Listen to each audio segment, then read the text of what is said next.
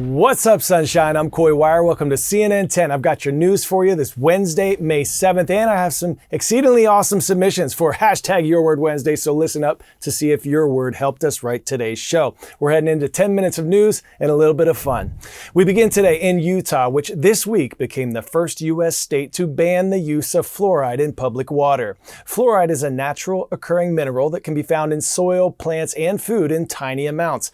And studies show that at optimal levels, it helps prevent tooth decay, helps prevent cavities. The U.S. has added it to public drinking water systems since the 1940s to improve dental health, and the practice is considered to be one of the greatest public health achievements of the last century. But it's created some contretemps, with debate over adding fluoride to public water ramping up. And some states like Florida are following in Utah's footsteps to pass laws to ban it. Those in favor of banning fluoride in drinking water point to research that shows consumption of high levels of fluoride could cause adverse health effects in children. But exposure to levels that concentrated are rarely seen in the U.S.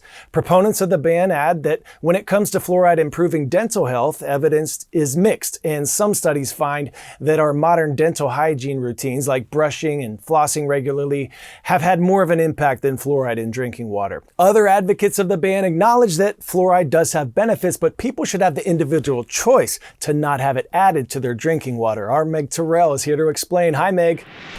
Well, Coy, fluoride's been added to public drinking water systems since the 1940s in the United States because it helps strengthen our teeth enamel and helps prevent cavities. And in fact, the CDC has called this one of the top 10 public health interventions of the last century because it does this so well. Dentists have called this one of the frontline defenses, really, against cavities. And they like this approach so much because it can help everybody in a community, regardless of their ability to pay to go to the dentist or buy fluoride products.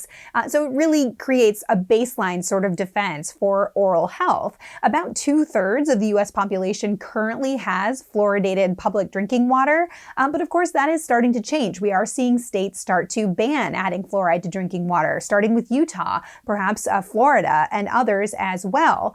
And the concerns there really have been around fluoride's potential to affect brain development at higher levels than is recommended in the U.S. drinking water systems.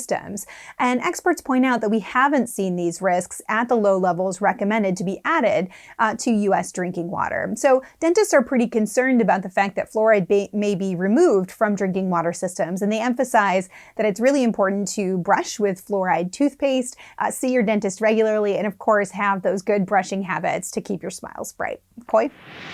Now to one of the biggest pop culture moments in the news this week, the Met Gala at New York's Metropolitan Museum of Art. Celebs like Rihanna, Bad Bunny, Janelle Monáe, Simone Biles, and many more rocking the blue carpet in many custom looks. Hat tip to Outkast Andre 3000 for sporting an entire piano.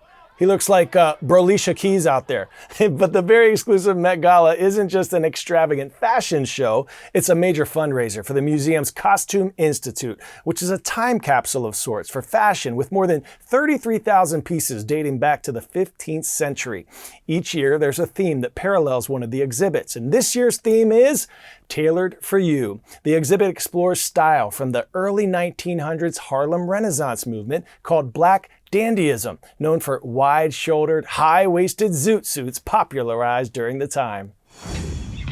10-second trivia. What is the oldest operating airline in the world? Avianca, KLM, Finnair, or United?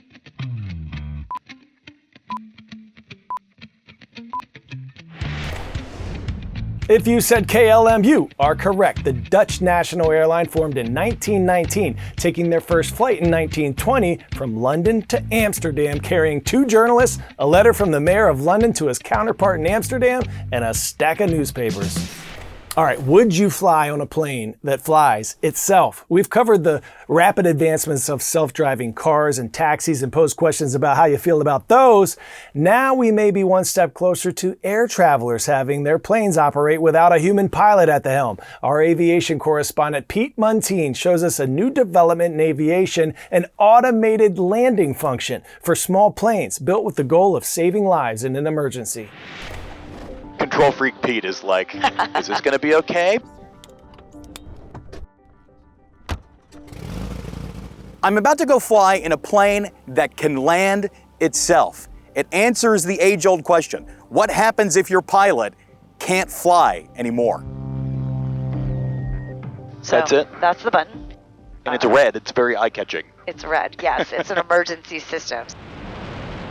That system is called Safe Return Autoland, meant to save passengers with no flying experience if the pilot becomes incapacitated, which happens on private planes more often than you'd think. Okay, so just do it? Just do it. Okay, here we go. Now, I'm along for the ride.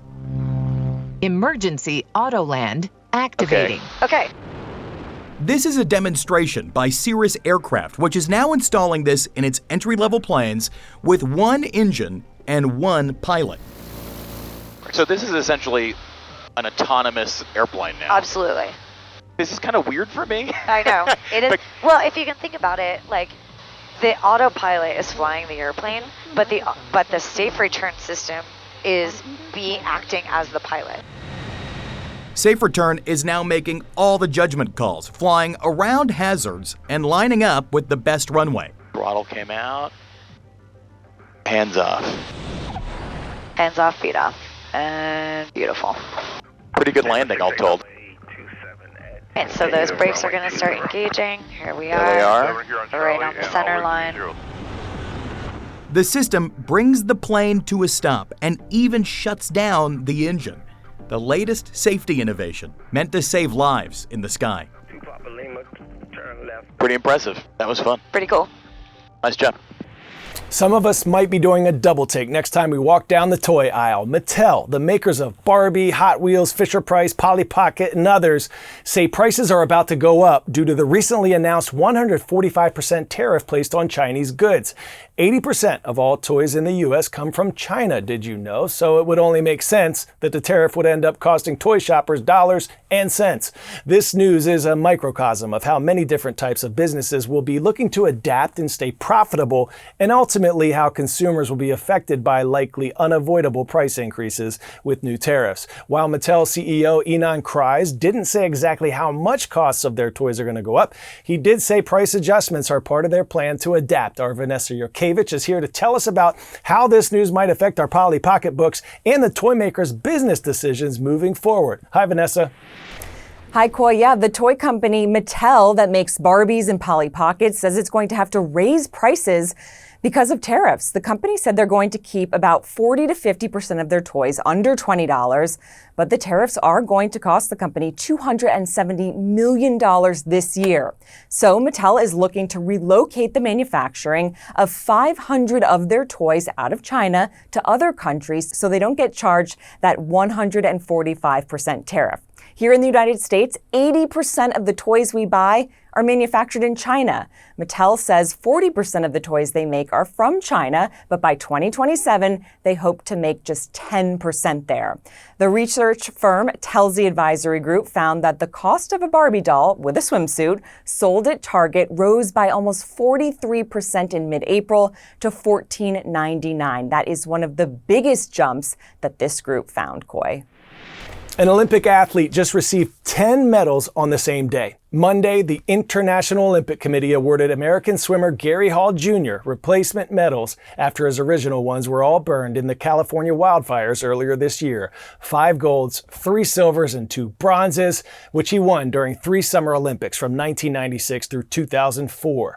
Los Angeles is slowly rebuilding what it can when it can. Some homeowning families are struggling with insurance claims. Some families who were renting are still being forced to find residence elsewhere. The California Department of Forestry and Fire Protection estimates that Eaton and Palisades fires in LA destroyed more than 16,000 structures, with total property damage estimated to be somewhere from $28 to $53 billion.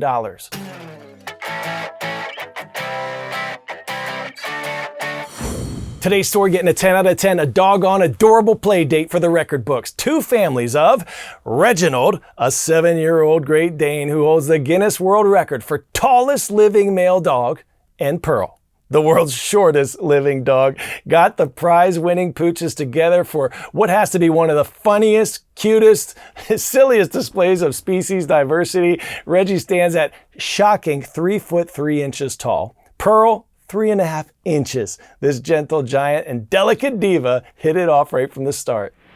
I was surprised that Pearl wasn't more afraid of Reggie.